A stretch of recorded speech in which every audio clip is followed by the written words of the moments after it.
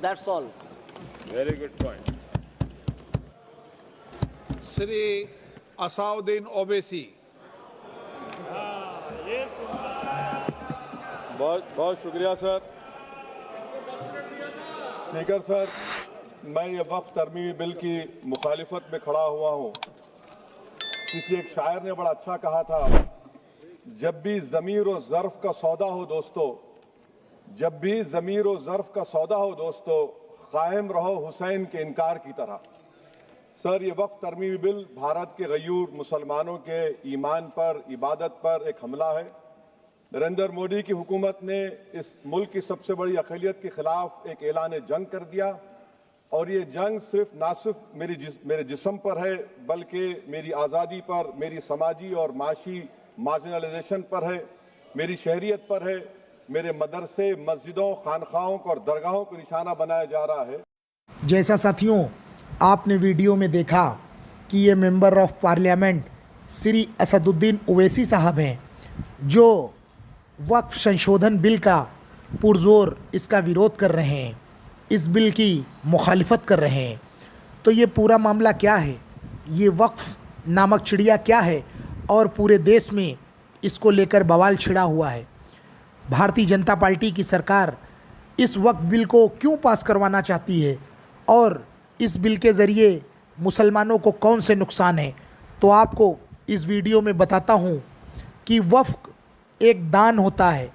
जो मुसलमान अल्लाह की राह पे अपनी ज़मीन, अपना मकान, अपनी संपत्ति को दान में देते हैं, इसे वक्फ कहा जाता है।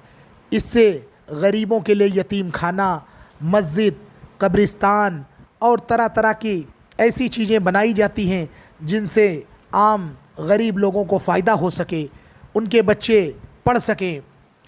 अब भारतीय जनता पार्टी की सरकार जो इस वक्फ संशोधन बिल को लाना चाहती है, इसका मकसद वक्फ को ख़त्म करना है।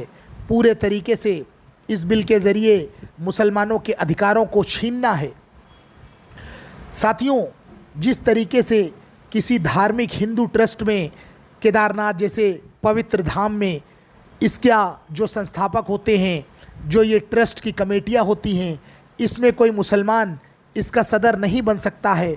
इसी तरीके से मुस्लिम वक्फ बोर्ड जो मुस्लिमों के लिए है, मुस्लिम अपनी ज़ाती संपत्तियों को इसमें देते हैं, ज़ाती संपत्तियों से इसको आगे बढ़ाते हैं। अगर सरकार इनके ट्रस्ट में किसी हिंदुओं को कोई अधिकार दे दे, हिंदू इसका अध्यक्ष बन जाए, सदर बन जाए, तो ये कैसे मुमकिन हो सकता है, जब हिंदुओं के धार्मिक स्थलों में मुस्लिम नहीं बन सकते हैं, तो मुसलमानों के ट्रस्टों में हिंदू कैसे आ सकते हैं। दूसरी बात, इस सरकार ने वक्फ के ज़रिए इसने ये भी बताया कि जो जो संपत्तियां वक्फ लिखा पढ़ी के तौर पे नहीं हैं, उन संपत्तियों को सरकार अपने अधिकार में ले लेगी, सरकार इस पर नियंत्रण रखेगी, सरकार स्वयं इसका संचालन करेगी। ये कहाँ तक संभव है। साथियों, वक्फ एक दान होता है। इंसान दान के तौर पे अपनी संपत्तियों को देता है।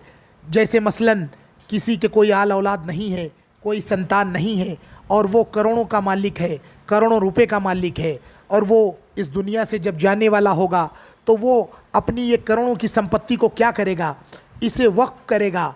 अगर मुस्लिम है तो मुस्लिम धर्म के अनुसार अपने लिए किसी मस्जिद में, किसी खानगाह में, किसी कब्रिस्तान में अपनी ज़मीन, अपनी संपत्ति को देगा। हिंदू है तो अपने हिसाब से वो अपने धार्मिक स्थल को देगा। इसमें सरकार को हस्तक्षेप नहीं करना चाहिए। चलिए साथियों, अपने वीडियो को यही समाप्त करता हूँ। फिर मिलता हूँ एक नए वीडियो के साथ। तब तक के लिए प्यारे साथियों, अपना ख्याल रखें।